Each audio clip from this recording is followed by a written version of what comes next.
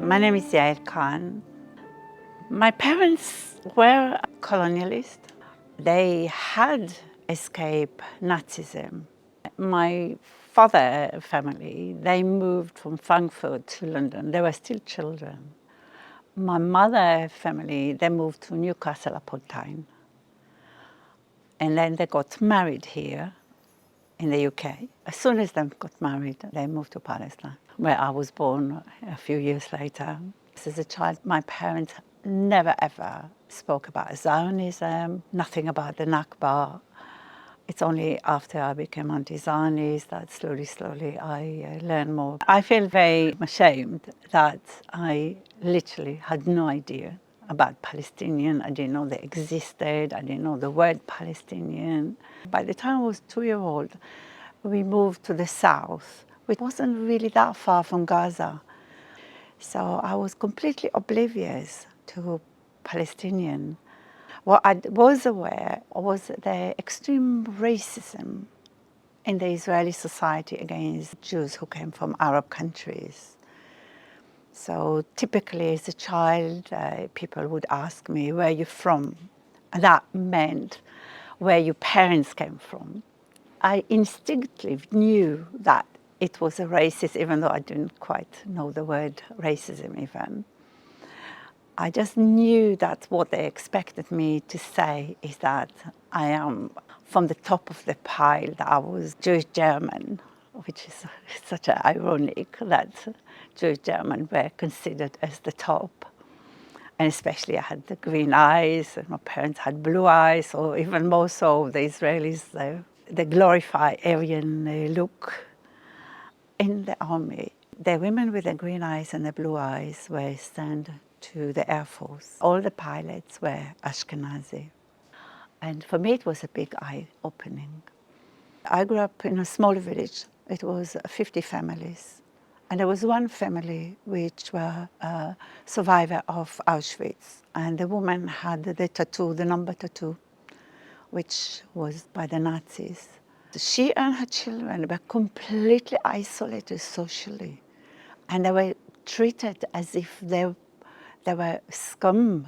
My generation were brainwashed to despise the Holocaust survivors. Unlike us Israeli, we're so strong. They went like a lamb to the slaughter. And I later found out that this was going on up and down the country.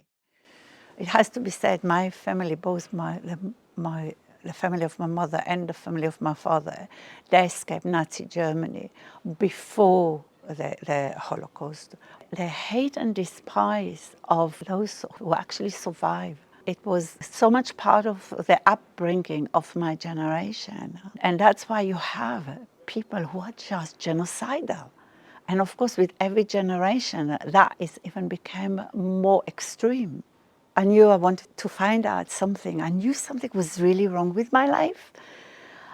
I saw this, I think there were just two of them, and they were selling the paper which called Matzpen, so I realized they were from the Matzpen group. I didn't know what they were. I just knew that they were hated as if they were the devil. Once I got to know them, I knew they were anti-Zionist. They had a few Palestinians from 1948, also members of Matzpen. Well, it was, by and large, it was a Jewish-Israeli group. So they gave me a book which was written by a Palestinian. It was written in Hebrew. It was a collection of incidents of how they did the Nakba and how they continue, like under the military rule, everything that I knew nothing about.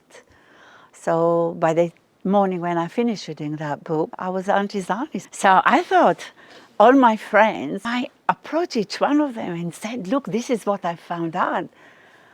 And to my shock, each one of them was saying, yeah, so what if I'm racist, If they were happy to admit they were racist. They were not bothered at all.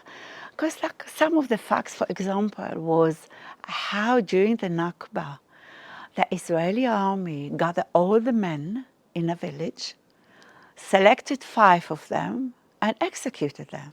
And that's why then the rest of the village ran away for their life. They knew they were facing a genocide, extermination. To have my own friend, thinking this is okay. From that moment, I just dumped each of my friends. I did not want to be their friend.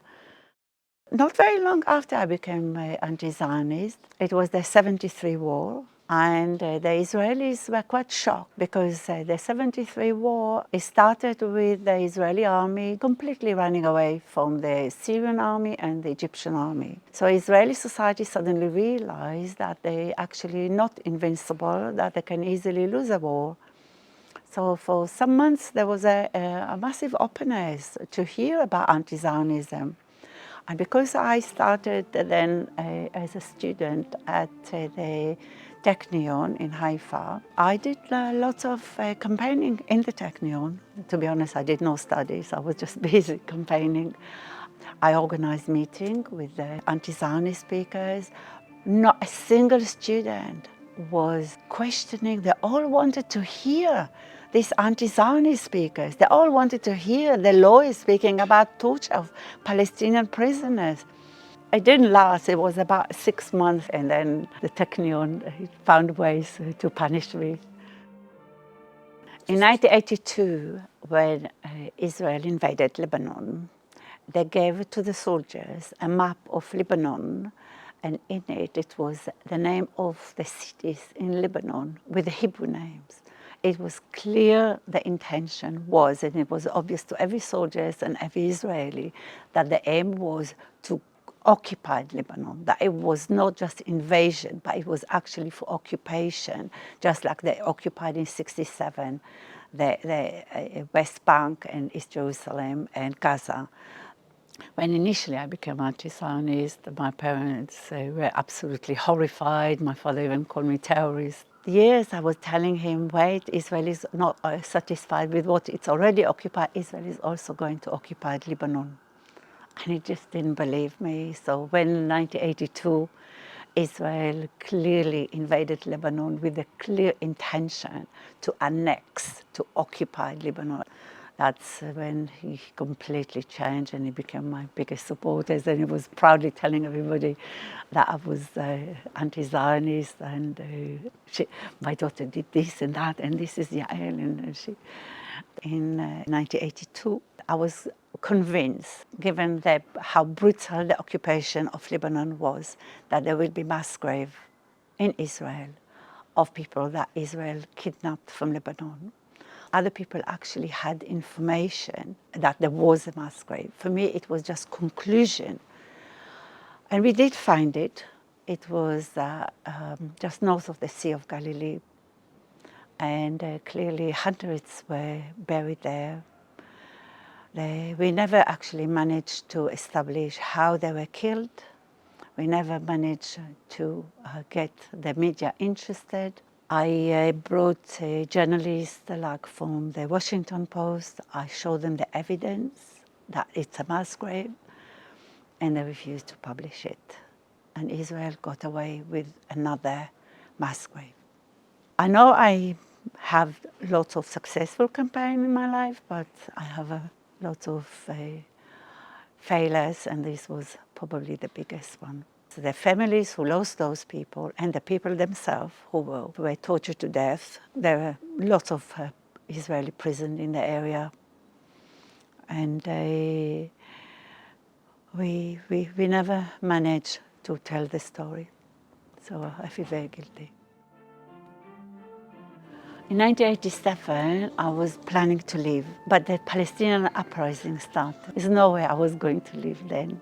I started to go very frequently to Gaza. I used to try to collect donation and get clothes and food to Jabalia and other refugee camps in Gaza City who were under military rule. I so appreciated the Palestinian resistance. For me, it was the most beautiful time of my life when you see people who fight for justice, who fight for freedom. It was so inspiring. I felt very privileged to be somehow involved in it. We did also do a weekly protest in Tel Aviv. We used to be attacked by the fascists, by the Kahn people who now are in the Israeli government. And then in May 1988, We had a feminist meeting in Tel Aviv with the feminists from Jerusalem. They reported to us about the arrest of people disappearing. And that's when we, on the 31st of May 1988, we decided to have a women's group to campaign for women political prisoners. We did a campaign, successful campaign. We got all the women administrative detainees released. Eventually, Israel crashed the first intifada. So I came to the UK. I always had a British passport. When the Oslo Accord was signed, I was against it. I predicted that the Oslo Accord will pave the way to apartheid.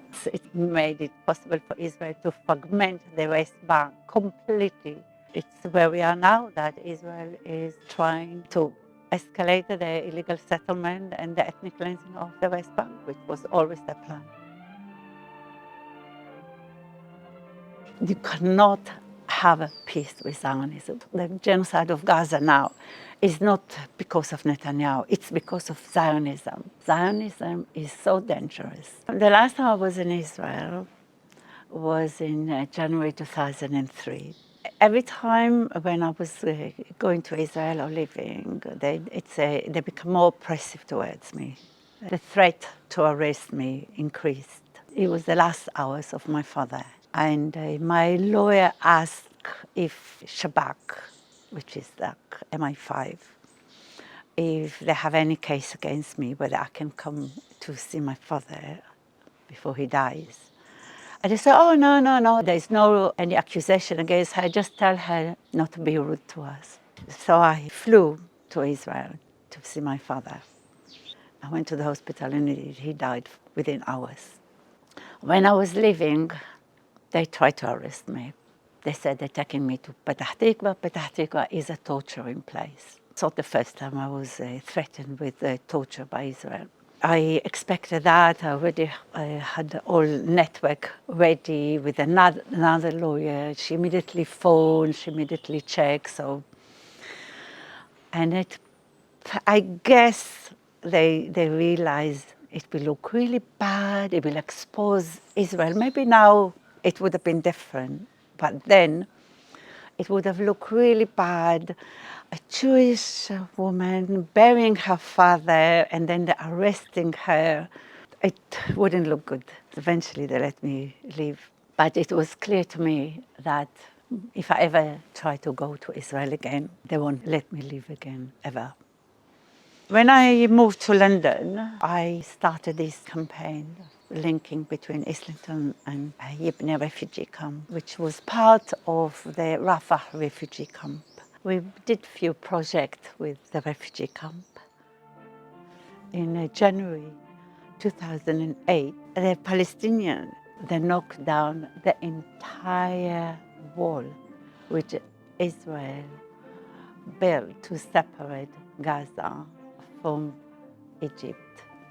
And Rafah itself was split like Berlin. So part of Rafah was in the Gaza side and part of it was in the Egyptian side. So even families were split by this wall. So that wall just came down. So suddenly they could go to Egypt, can get all the things that Israel was stopping them from having. And also people went to visit their relative, sibling, meeting sibling, a really close family. They couldn't even visit each other. Everything is controlled by Israel. I suddenly realized I can actually go to Gaza and visit the refugee camp we are trying to twin with, because I could go then through Egypt and just cross that broken wall.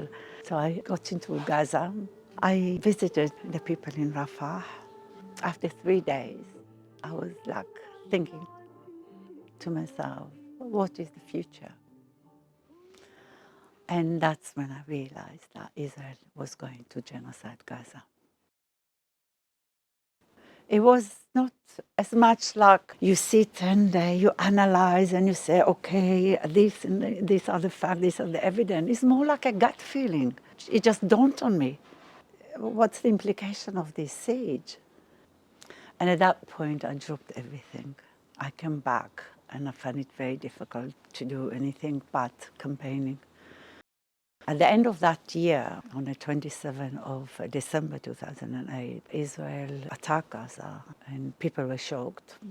Obviously, I wasn't. So I organized protests outside David Miliband's home because he was the foreign secretary. He and Gordon Brown, they were assisting Israeli attack, that they made sure that whatever Israel needed, whatever Israel wanted, they did their political work for Israel.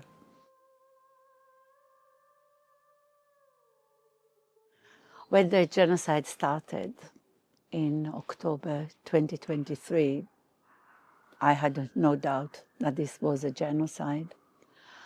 Within less than a week, a woman artist who I knew was exterminated with her children on the 13th of October 2023. And I made a poster for her.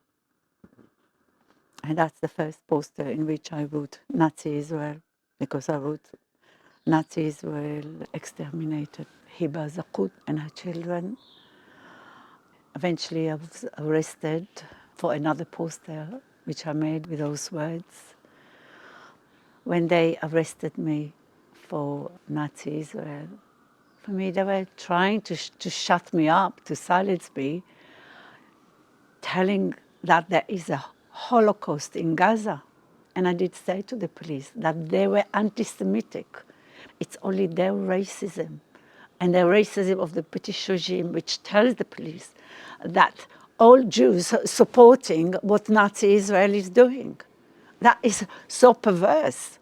It just shows the level, the depth of their anti-Semitism. That the assertion that every Jew does and should support Holocaust that is created by Israel. Of course not every Jew supporting it. Too many do. Too many non-Jews support it. Too many Christian fundamentalists support the genocide. White supremacism, they all support the genocide. They're all racist. I've been an activist for 52 years. Almost all the time, quite isolated. No, I'm very optimistic because people now open their eyes. People now know what Israel is about. People now actually understand. And that is massive. That is so important.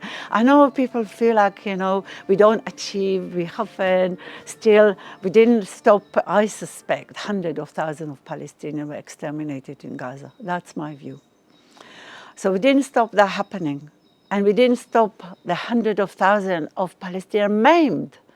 And they lost everything. But so within that perspective, yeah, we failed.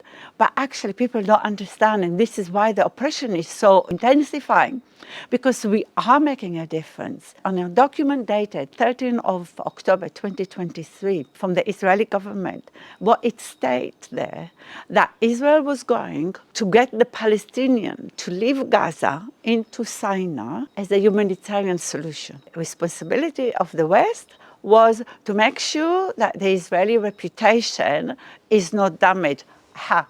The Israeli reputation is gone, is finito. There is no reputation for Israel.